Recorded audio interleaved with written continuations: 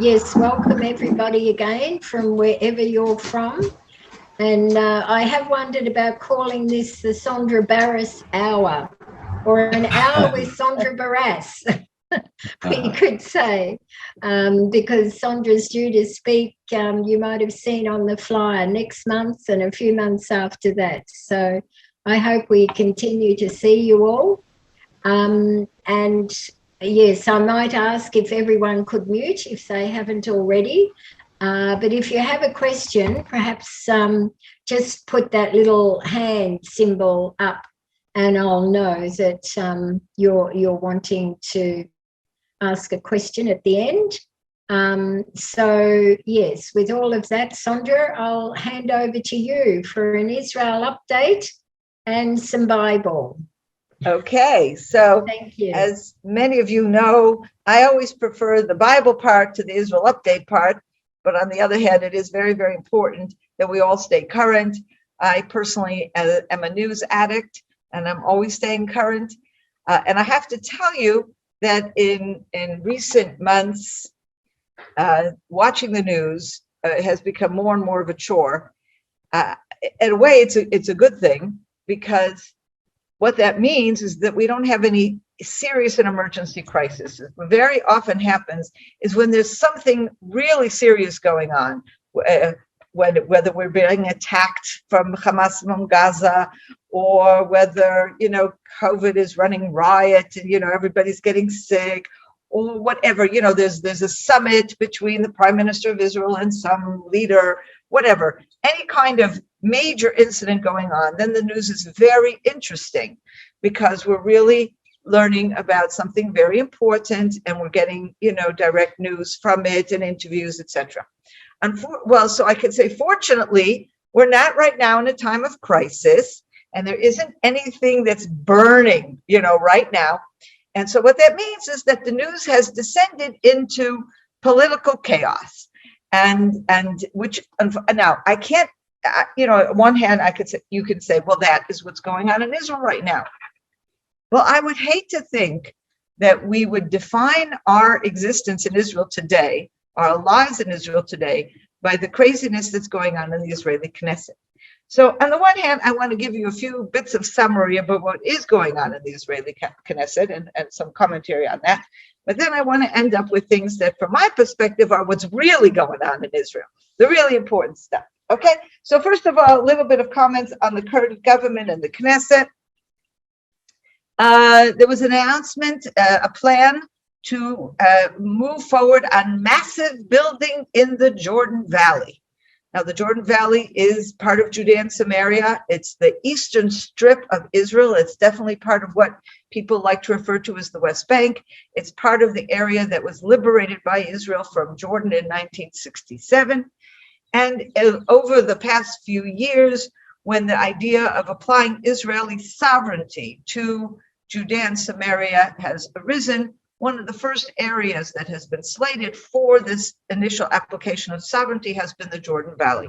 And if you go back all the way to 1967, even the left at that point was committed to keeping the Jordan Valley in Israel.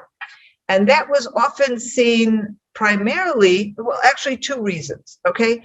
One, because it is considered, or at least was considered, a very important strategic area, even more important than the rest, because it is the actual physical area closest to Jordan.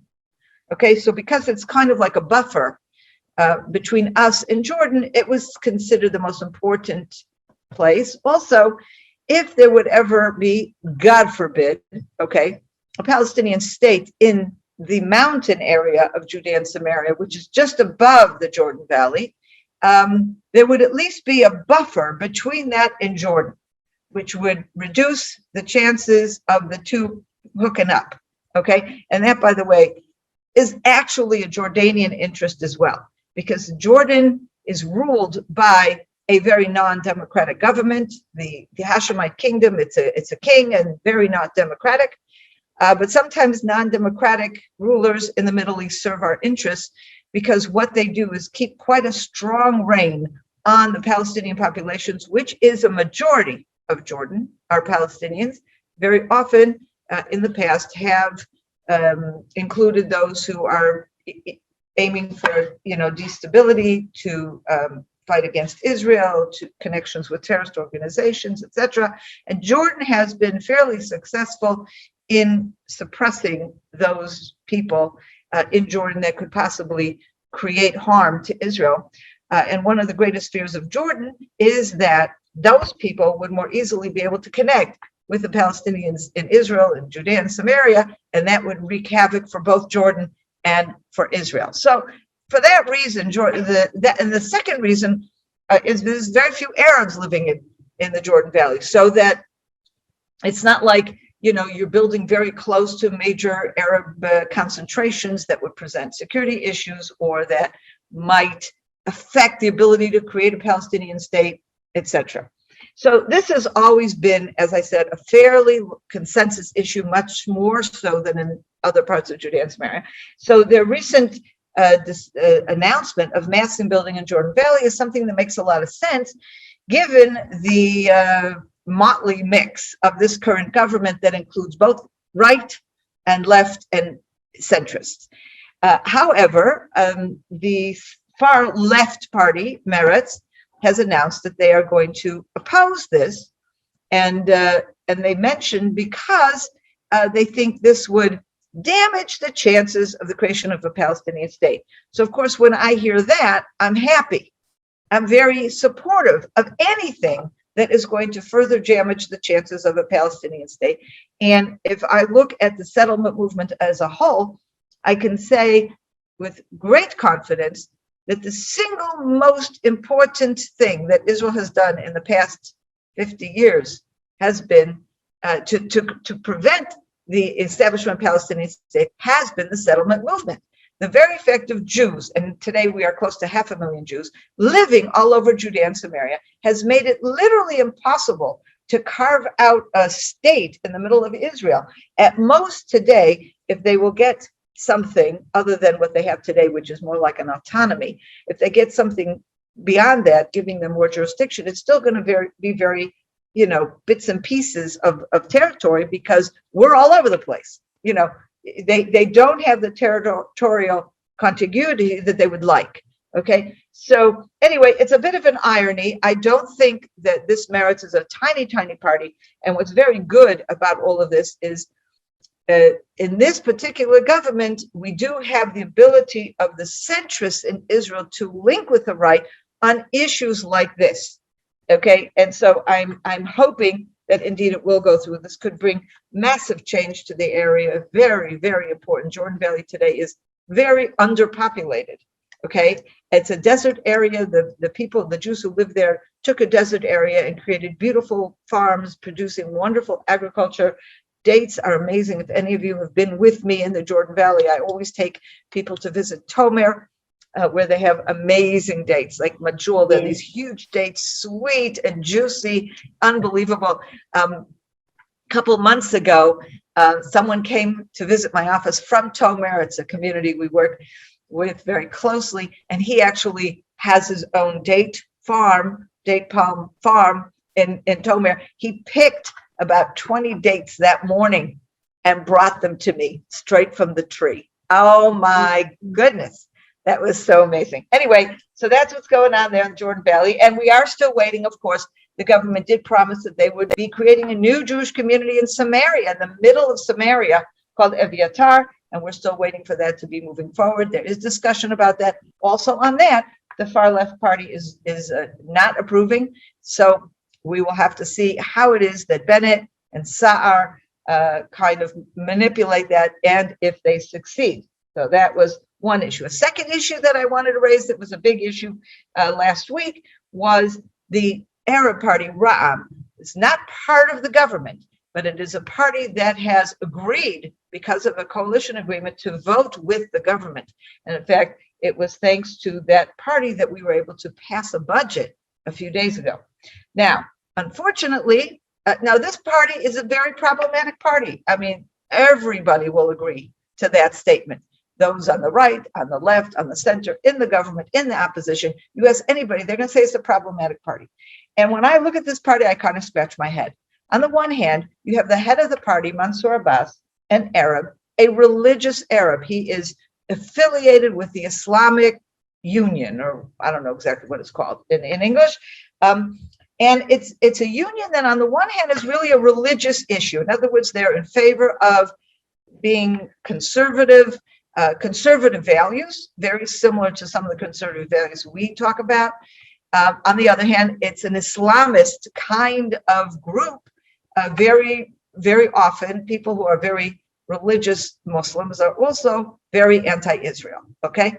And so what came out in the news a few days ago was that a number of the nonprofit organizations that are connected to that party and connected to some of the people who are members of that party are very closely connected with Hamas, and they've been moving money to Hamas. And this is also just as a kind of a background. Unfortunately, the way a number of these terrorist organizations work, how do they get their funding? They create a separate organization affiliated with the terrorist organization, and they call it a nonprofit organization, and they say this is for feeding the poor and for educating children and all this kind of stuff, okay? But in point of fact, while they may also feed the poor, it is an arm of the terrorist organization, not only feeding the poor as a way of pulling these people into their terrorist ideology, but also some of the money is actually going to support terrorist activities and to support terrorists. So this has been going on for a long time, but what came clear is it was proof that linked people in Mansour Abbas's party to this kind of activity. And so this became a real issue. Now, Mansour Abbas gets up and says, look, we have a new way. Okay, we are not denying our Islamic ideology, but we believe that the way to go forward is to be loyal citizens of Israel. We renounce violence, and we want to work as part of the Israeli civilian society so that we are, getting rights like everyone else and contributing to the country like everyone else. So when you listen to him say this, it's wonderful, because we do indeed have an Arab minority that we're not going to get rid of. And the best thing that could happen is if these Arabs would identify as Israelis. They can have relatives who are in wherever, Palestinians, whatever. They can have relatives, they can have friends. But if they identify as Israeli citizens and remain loyal to the state, that's a good thing. So the question is he lying? Can you trust this fellow? I don't know. Now, I can tell you one thing. The budget that was just passed included a ton of money for Arab towns, villages, needs in Israel, not Palestinian Authority, in Israel.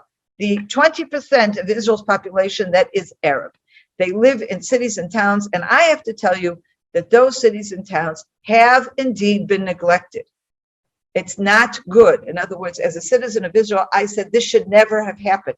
Because also, not just that it's not fair, but we in many ways created a certain radical element in these societies because they were not meant to feel part of Israel with equal rights. Now, they had technically equal rights, but unfortunately, when you talk about dividing up budgets and which city or town gets those extra budgets for development of this or that, a park, a community center, or whatever, they didn't get it.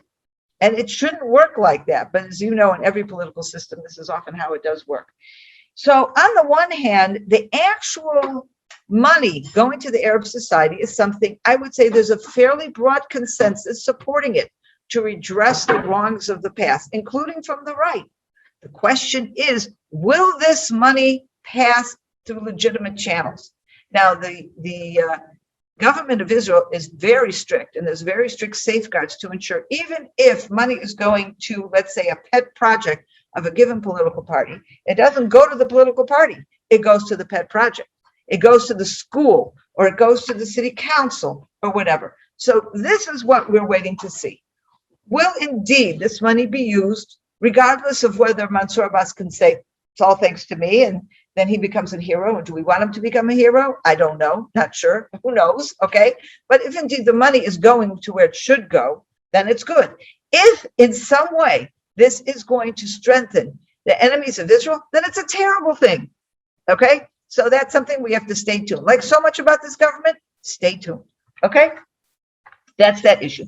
And finally, about in the Knesset, there is what I can't bear, and that is the constant bickering. And this, by the way, is not new to this government. It has been going on for years, and it's something that I can't bear. I have to tell you that growing up in the United States, the system there is a very different system. Not to say that the what they would call two sides of the aisle, the Democrats and the Republicans yell and scream at each other, but it's very different because in the United States, in a presidential kind of system, the president is elected for 4 years and there's no way to get him out of office unless he's a criminal, okay? The Congress and the Senate are elected for terms of either 2 or 6 years, depending on whether it's Congress or Senate.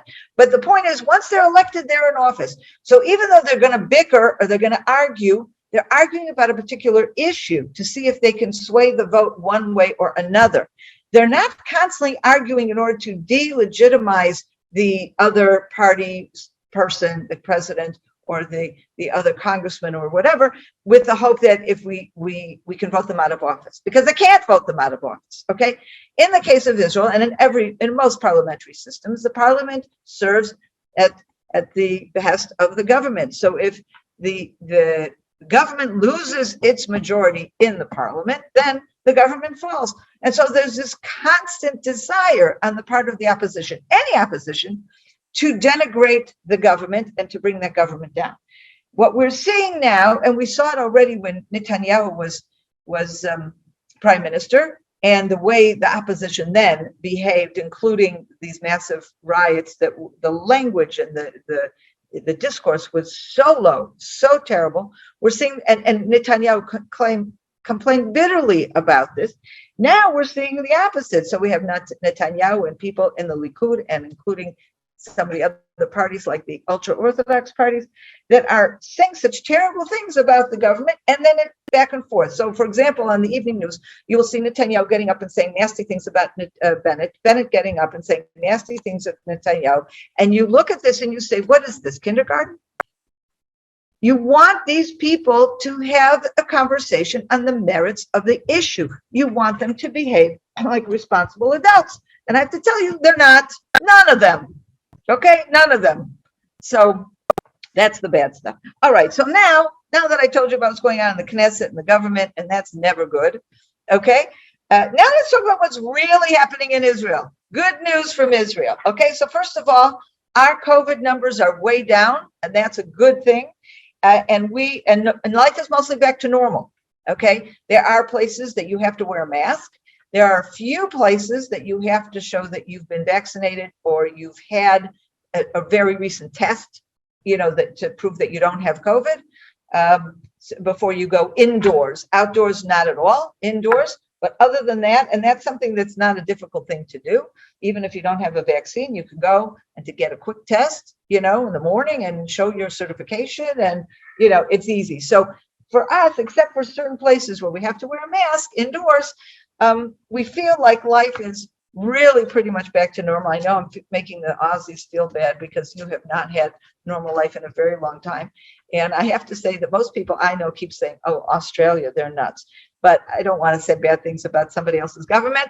But in any case, that's it. But most importantly, the doors to Israel are opening now, and people can come in. Only those who have been vaccinated or have had COVID and can show that they've had it within a recent time. So there is still, very great concern about people bringing in the disease, that we've succeeded in bringing it down. And it's not everywhere that it needs to be. And I'm sure every one of us wants to reach a point where everybody who loves Israel can come in and visit. But I do think we're on our way. It may take some more time, but that is still good news.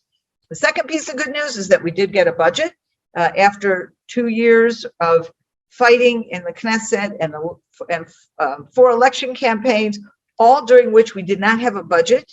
which means that the budget, the actual way the government was doing things and funding various needs was based on the 2018 budget. So different needs, the way needs change, etc. That's a problem if your needs have changed. And many, particularly nonprofit groups and who rely on government funding for some of their activities, and agencies and stuff like that suffer terribly because they were not able to provide the services they need. So now there is a budget, and that's also very good for Israel's financial stability on the world markets. And another thing that I think is interesting is relationship between the United States and Israel. Now, I'm calling this good, but some of you may call this bad. There is, shall we say, there is conflict between the United States and Israel. We're not seeing it major conflict, but what I'm very pleased to say is we're seeing Israel basically saying, guys, in the United States, we love you very much and your dear friends, but these are places that we cannot compromise. So I'm very happy to see Israel taking that stand. They're not blasting it from the rooftops, but this is the position. And on two issues one's a major issue, and that is the issue of America wants to open up a consulate for the Palestinians in Jerusalem. And this is something that all the parties, well, I don't know about the far left, but the government, the centrist parties, the government itself is taking a very clear position. No. First of all, protocol demands that a government cannot open some kind of representation, whether a consulate or an embassy or whatever. They cannot open it without the permission of the host country. And so Israel said to the United States very clearly, absolutely not. And what Israel is trying to, and not only that, they have some kind of consulate or whatever in Ramallah. Okay, Israel, fine. You want to deal with the Palestinian Authority, do it in Ramallah. By doing it in Jerusalem, what the Palestinians and the Americans both are trying to do is keep open the option of a divided Jerusalem. And Israel is saying, absolutely not. Israel will not be divided. It remains the capital of Israel. Period. It will never be the capital of another entity, certainly not the Palestinians. And so that's a good thing. There's another thing that has become, I don't know if you're aware of this, it's probably not as reported widely abroad, but the United States has placed a company called Pegasus on a blacklist. Okay, this is an Israeli company that has produced a cyber security program that actually is very important for national security of ours and of other countries that we are in connection with. As an example, they recently discovered, by using this program, they tracked and discovered 6 Palestinian so-called civil rights activists. Okay, so the United States is saying you're infringing upon their civil rights, except what they discovered, that these so-called civil rights activists have very intimate connections with terrorist organizations. So Israel is basically saying, on this, we will not budge. We want you to take them off the list. But if you keep them on the list, what you are essentially saying is Israel is not a responsible country, and we're a very responsible country. And what they're trying to do is say to the United States, this is good for you, not just for us. Don't you also want to know who are the terrorists that are running around in your areas? And so, again, I'm very proud to see that Israel is basically standing up to this American giant. So many people have said, oh, Biden is going to be problems for Israel.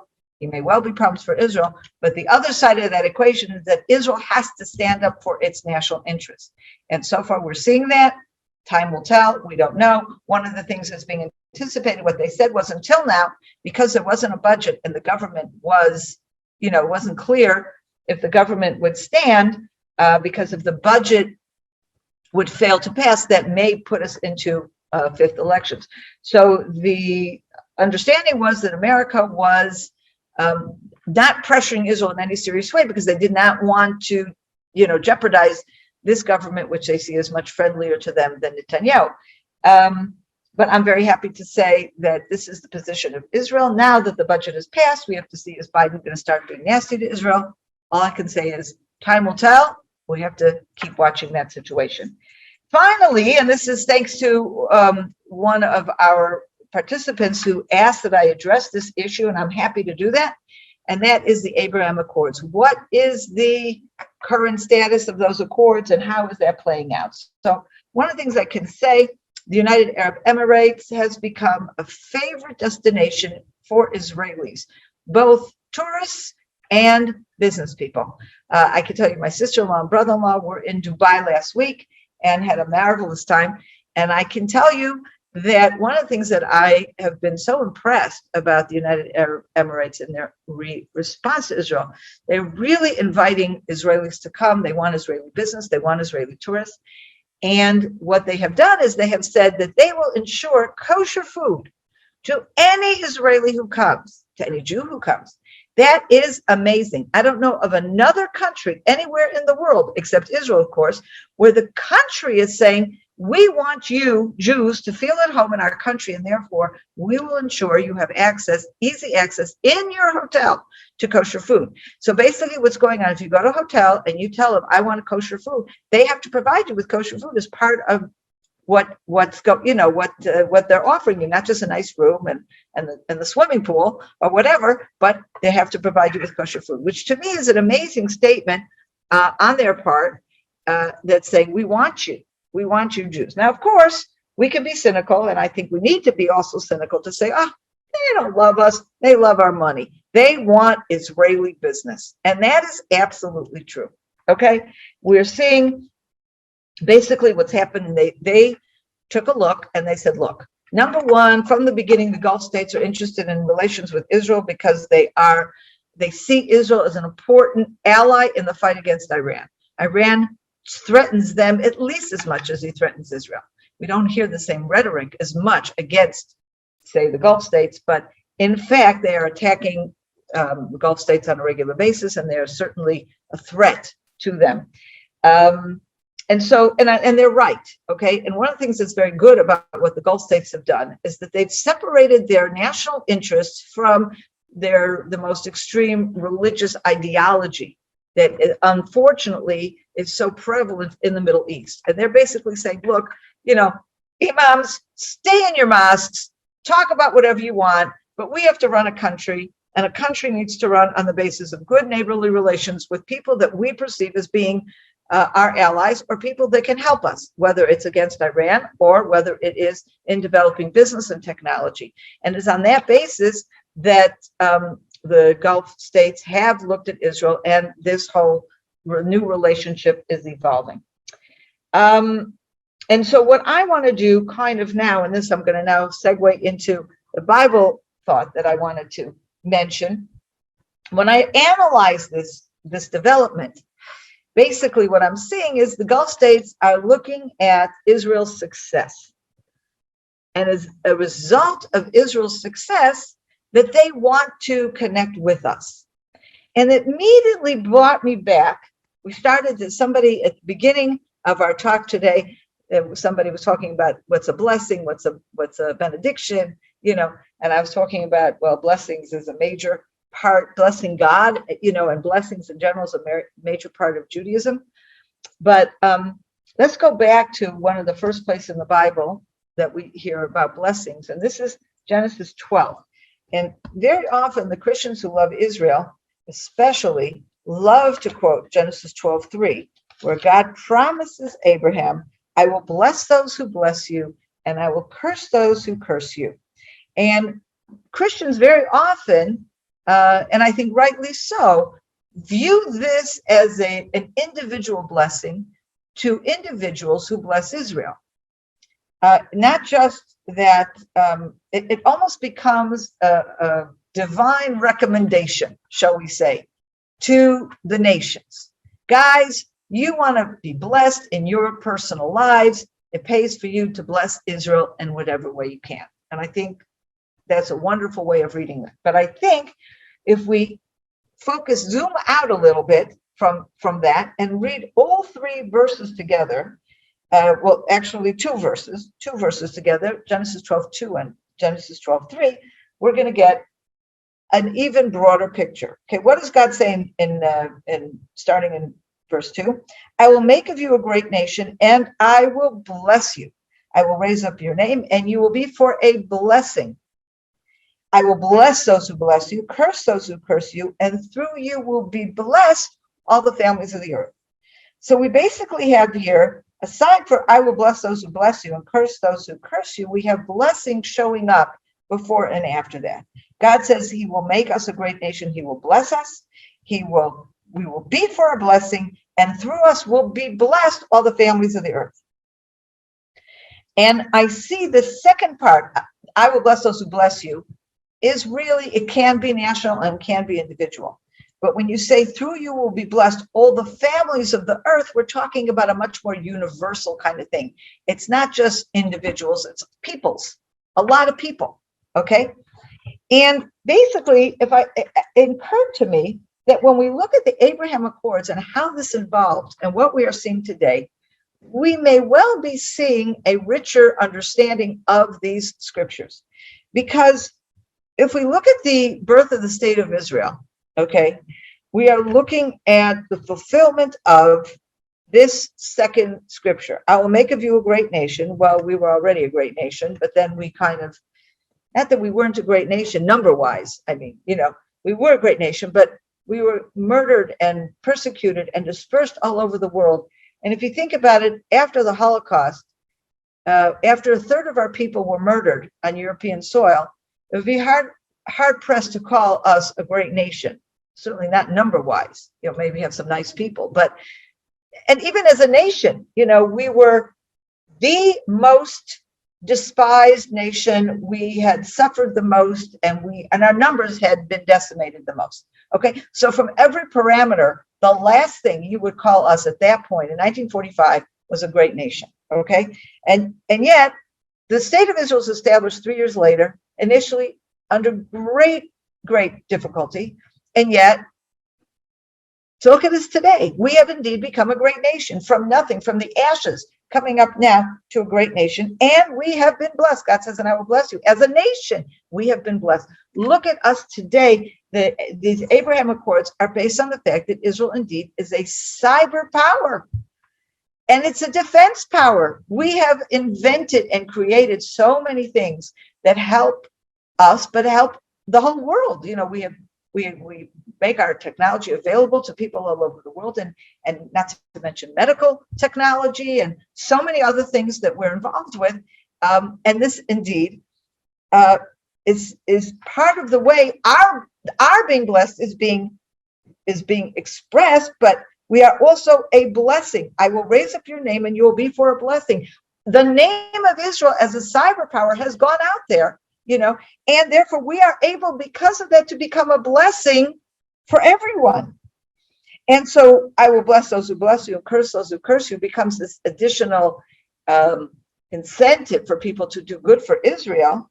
But look at the end of that verse, through you will be blessed all the families of the earth. And I think that's exactly what we're seeing in the case of the Abraham Accords, where because of the blessing that God has bestowed upon Israel and enabled us to grow and become a truly great nation in numbers, as well as in quality, what we're accomplishing, how the blessings that we are seeing before our very eyes, that has enabled us. That is the reason that they want to connect with us. They want to be blessed. They want to share in that blessing. And even though they, as Muslims, would never refer to Genesis 12:3, the very name Abraham Accords that was given to these treaties by a Christian in the United States and by a Jew in Israel, okay, they have also an understanding of Abraham because they see themselves as descended from Abraham as well. And whereas they don't read Genesis 12:3, I do believe that they are recognizing that we, as the descendants of Abraham, are blessed, and we can share that blessing with them. And so that's really an amazing thing. And just to kind of, and with this, I will sum up. One of the ways I think that we can see our blessing, we talked about cyber, success, and we talk about the miracle of Israel in itself and the fact that we've grown so much. But let's talk about that growth for a moment. I want to just share a few statistics with you. To me, when I see these statistics, it brings an amazing, amazing smile to my face. let's talk about the Jewish birth rate in Israel, okay? So first of all, a few numbers. There are right now 9.2 million people in Israel, of which 6.9 million are Jews.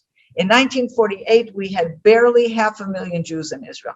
From 1948 to 2021, just a little over 70 years, we have an unbelievable growth from 500,000 to 6.9 million Jews, okay, which is 74% of the population. 21% of the population is Arab, and 5% are what they call others. You know, they may other religions, other peoples, whatever. That's what they are, okay? We have the highest birth rate in the OECD.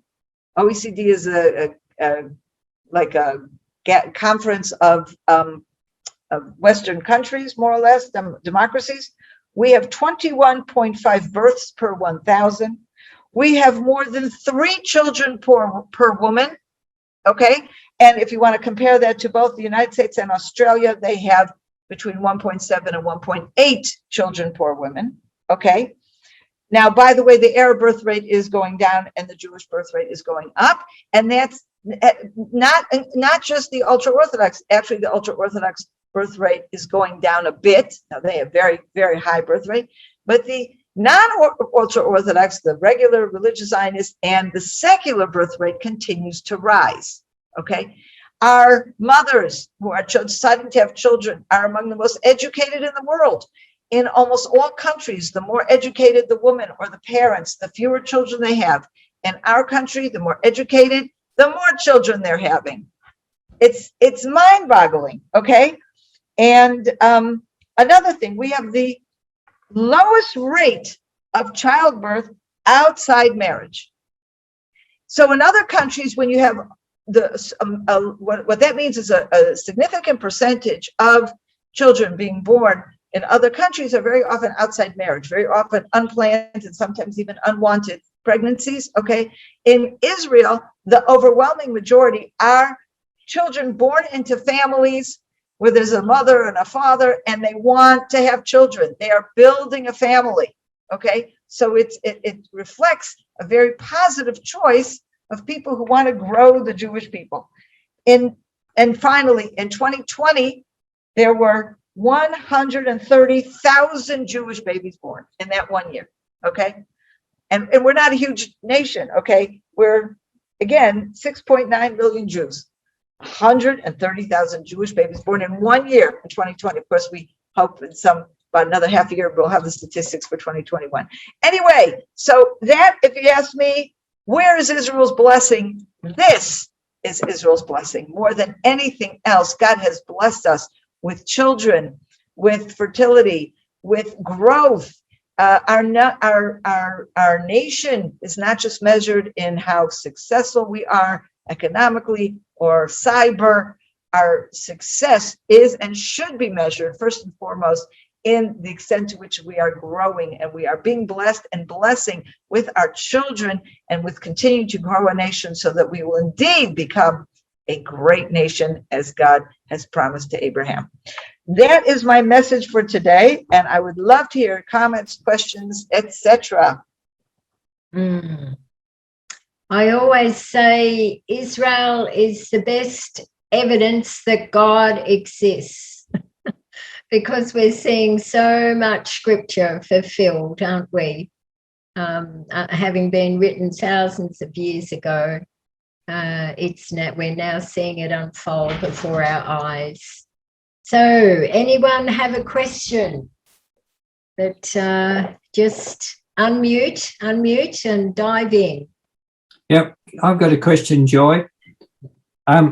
Sondra, I heard recently that because of the immigration into Jordan from Syria and other parts, that the percentage of the Palestinians in Jordan is decreasing now. Overall, if you include the immigrants as well, that Jordan is looking after. So I'm just wondering. That is probably true, although some of the people from Syria who are in Jordan are themselves Palestinians as well. Yeah, okay. Jordan, it's kind of interesting. Jordan has kept those people in refugee camps. for the most part.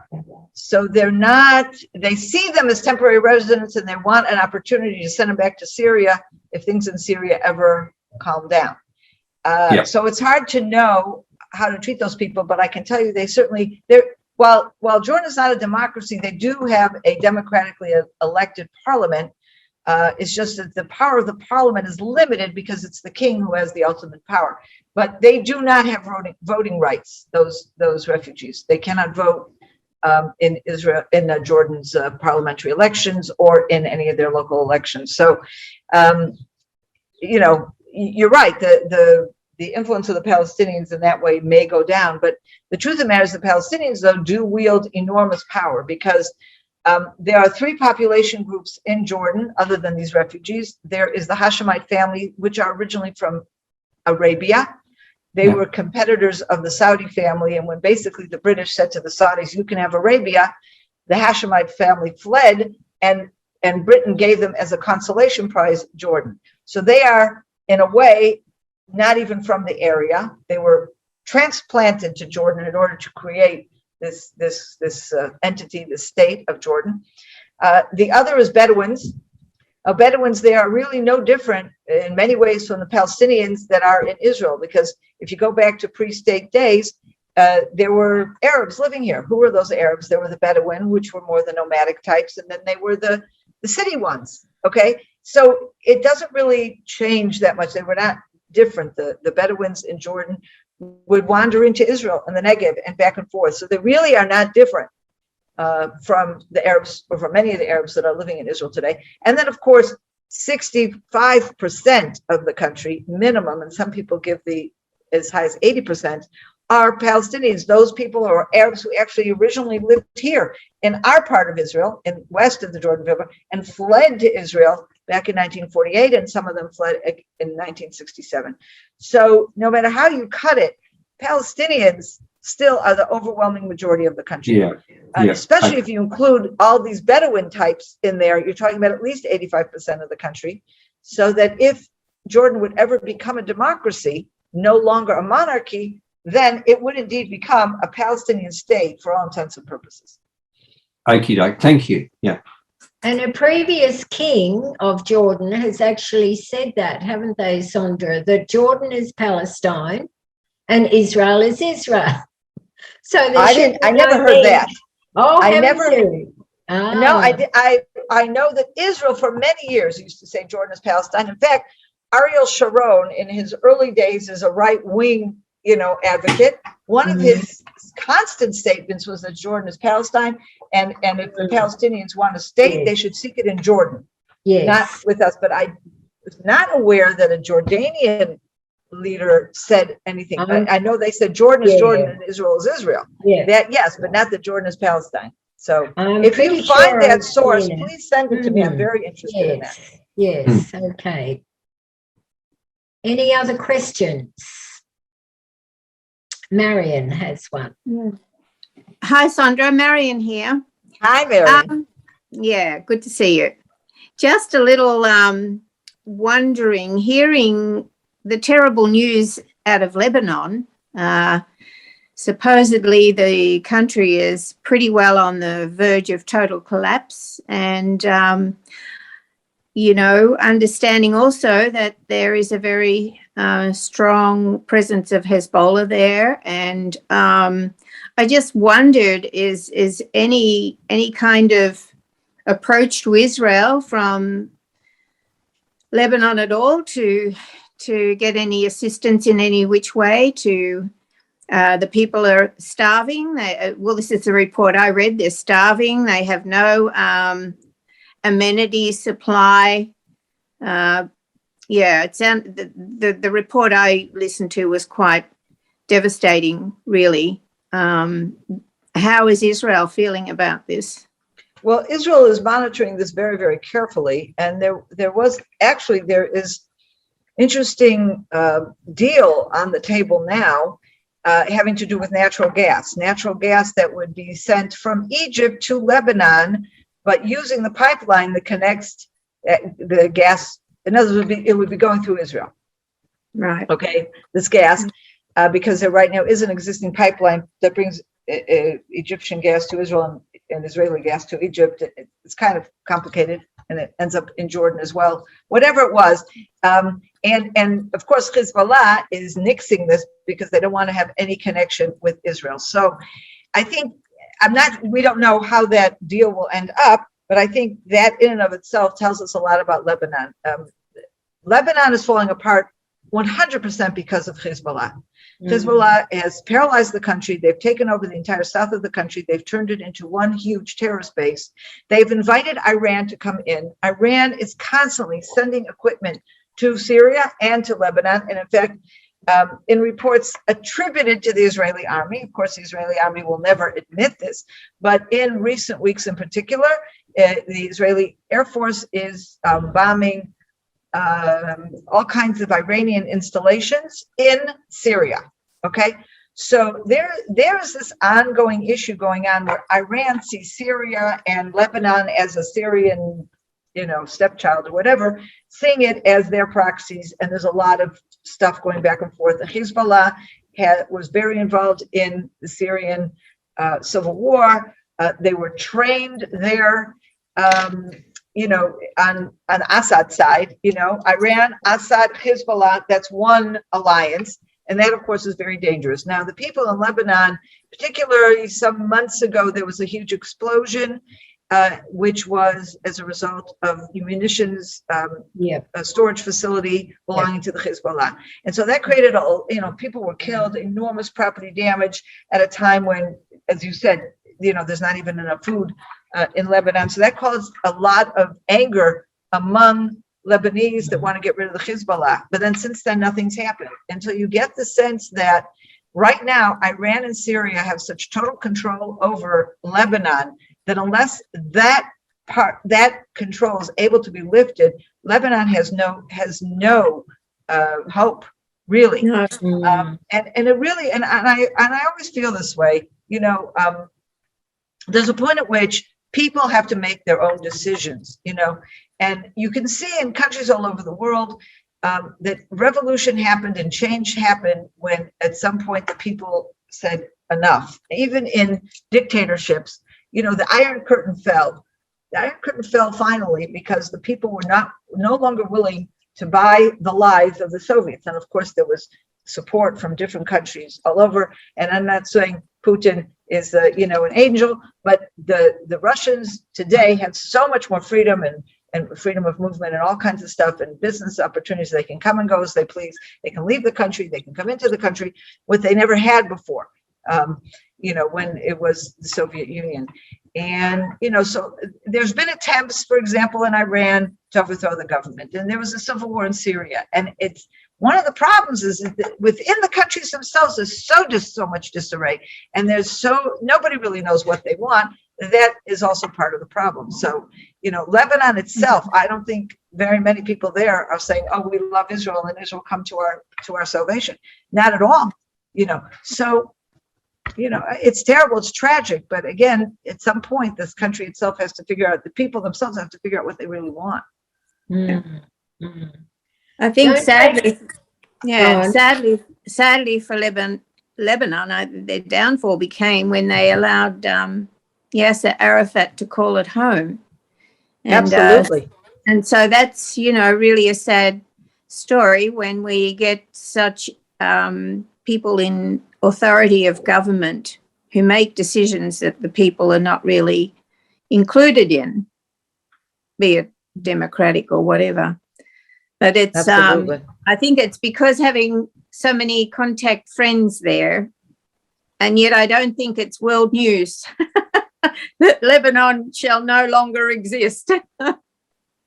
Look, don't we all wish that? Yeah. Don't take fright, Sondra, and you don't need to comment now, but I'm sure us Christians wouldn't mind if you gave your take on Gog and Magog at some stage. Don't go there now, though. I don't really have anything to add on that. I do think that from the Bible itself, we see that there will be some kind of huge military encounter that will have an effect on Israel.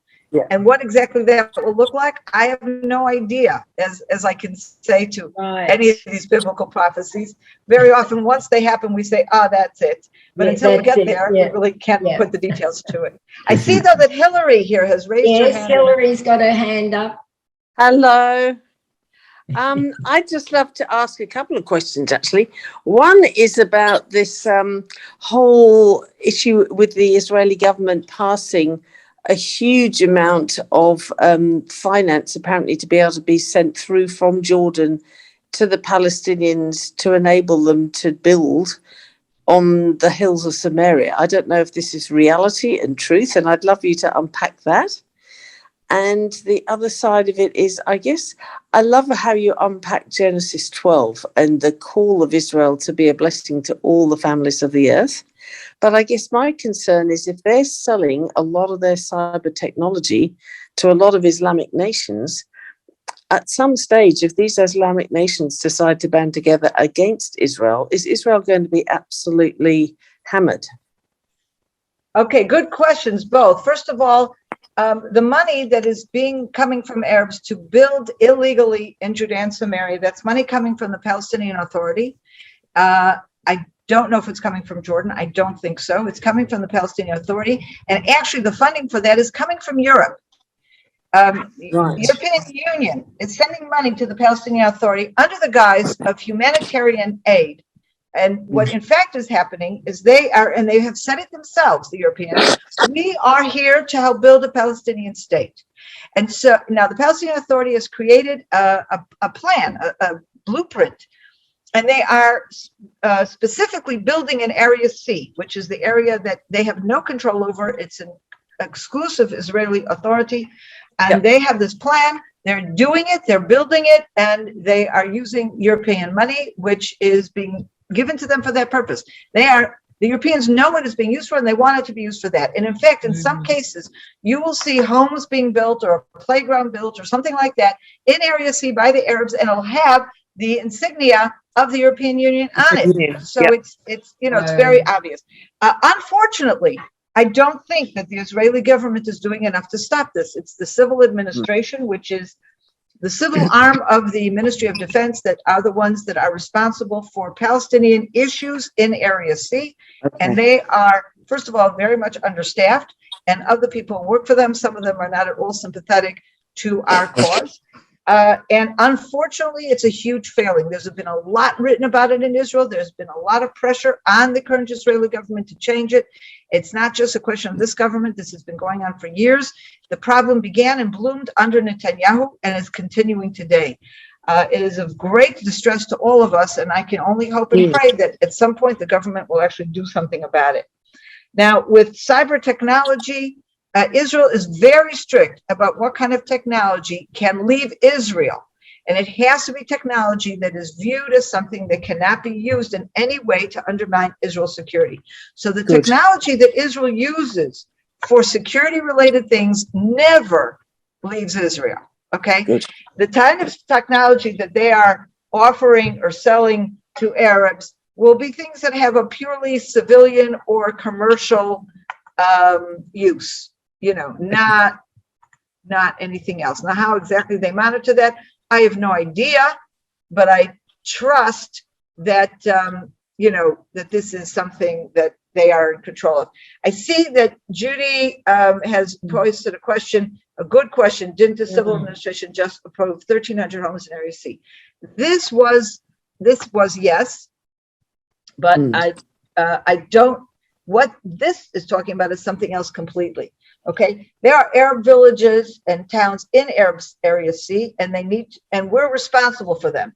So they do need to be allowed to build, just like I want to build, they need to build, the kids get married, whatever. And what's happening is they're building without the permits. So for the most part, this is giving permits to people who've already built, but also giving them the ability to build, which I think is very important, because it has to go together. In other words, if we're going to prevent, what they're doing is they're not building near their villages. They're building in places, I'm talking about the Palestinian Authority, they're building in places that are adjacent to Jewish communities. So the purpose is to block Jewish growth. When Israel is giving permits for building in Area C, they're enabling them to build within and adjacent to their own communities in what should be natural growth for their communities. The problem is that, we, the Jewish communities, now this was done, by the way, at the same time that something like 5,000 or 6,000 homes were approved for building in Jewish communities. And we have to remain with that kind of thing. Jews should be able to build. We shouldn't be a political issue. It should be, you can build. If there are people who want to live there, you can build. And same thing in building Arab homes. We, as those who are responsible for Arabs in Area C, we have to give them oxygen. We have to enable them to build, but we should not be allowing them to build in such a way that is blocking Jewish growth and Jewish living in Judea. Yeah. So that's the difference. Well, our time is gone, unless anybody else has another question. Is it right that the government won't allow Jews to buy land in Judea and Samaria? From Judy. Yeah, that's also something that is, it's an old law. It's not that Jews can, individual Jews, Jewish organizations or entities can, individual Jews no. And this is right now before the courts. Trying to change that, and that's an ongoing story. We hope that will be changed. Just a bit of trivia, Sondra. I thought it was pretty unfair. You've got an Arab village just north of Jerusalem called Tabea or something like that. It's known for its beer, but it just got a 450 million shekel reprieve, didn't it? That I don't know anything about. Oh, that I would have to check. I didn't see that.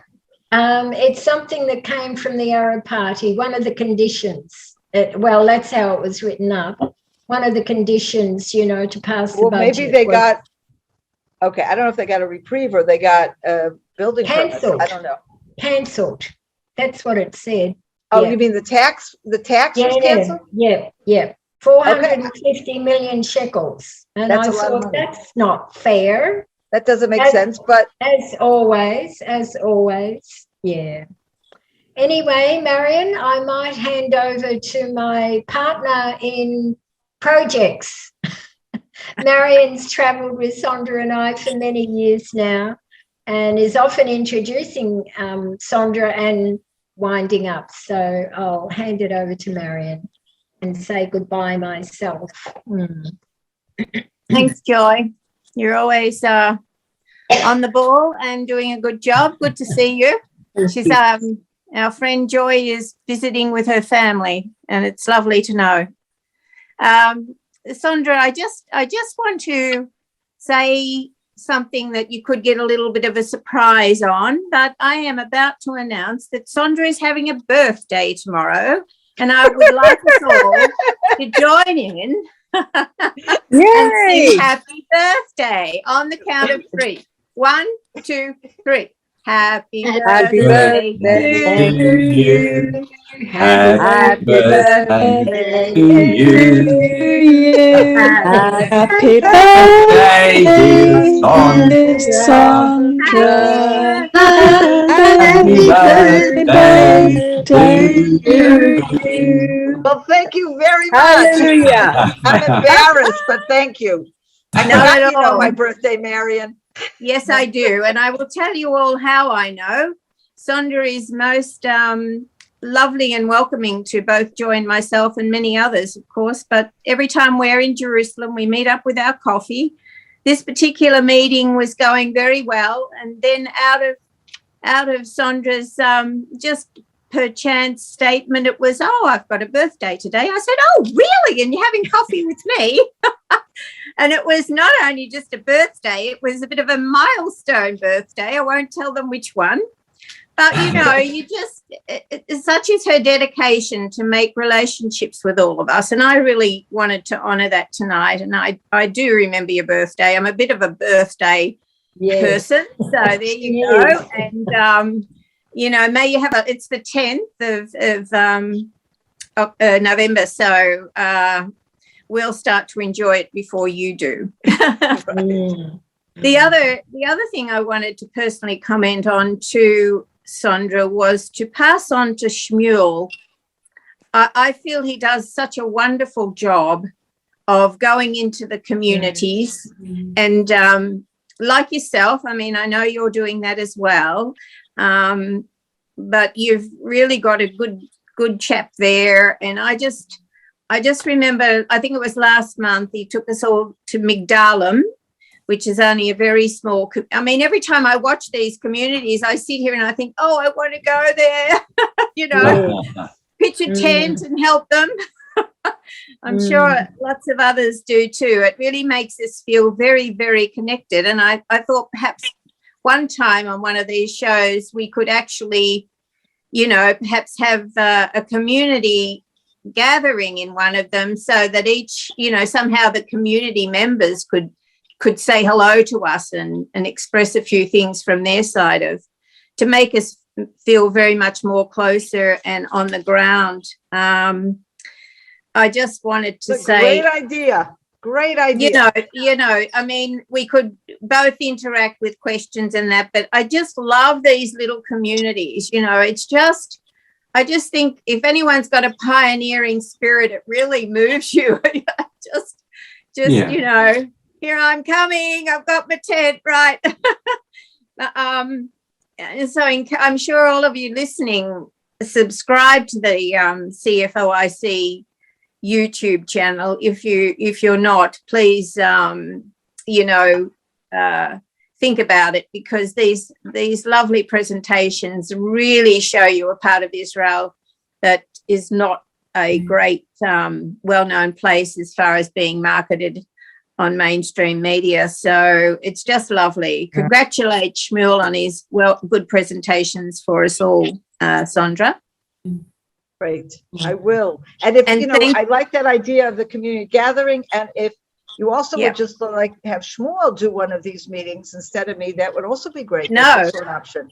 I don't. I think that may be too much of a dramatic step. Okay. We need you. We need you. I mean, if I tell my friends now, well, look, Israel is like this. One of my best, dearest Jewish friends is very politically orientated and understands the process, but she's confused. So there you go. And I just say, so there, everyone's to be confused if she is. So, but anyway, no much more than most of the other countries, and particularly the one that I'm sitting under right now. May the Lord have mercy, I say. But Sondra, thank you again for a beautiful evening, for taking the time, and we pass on to your family our regards to for allowing you to spend this time with us. And the blessing, well, it's something I didn't expect Joy to say, and I'm not going to say a benediction. It's a little bit too Christian-y anyway.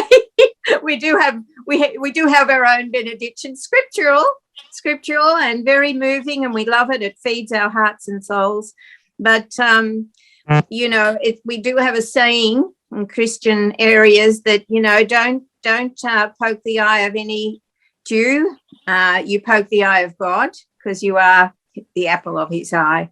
And we honor and respect that, and we continually pray for you. I think someone just now tried to ask how you would see what kind of prayers may be helpful at the moment. I don't know if you want to comment on that or not, but I might just address it myself in the sense that there is no way that I don't think the Holy One of Israel is not in control of all that is happening. His hand of righteousness and justice is upon it. It's just it doesn't always look like it. And yet history and biblical assures us that he is always very faithful, and he always does what is right. And so I think to have that amazing Abrahamic faith, which, you know, the righteous shall live by faith, we can all put our hand up for that and just thank the Lord that we put all our trust in him and daily bless his name. So thank you again for being our friend, Sondra. Thank you. Thank you all. And it's wonderful to be with you. And we will continue doing this each month, and let's hope that one day soon I will actually be able to come to Australia and meet you in person. Yes. Amen. Thank you. Okay. Good night, everyone. Thanks for coming. Bye. Bye for now. God bless. Bye. Thank you. Bye. Thank you.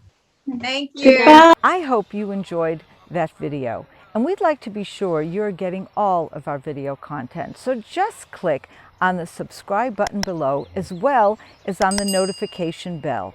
And that way you will have easy access to all our material. We look forward to staying in touch with you. God bless you and have a wonderful day.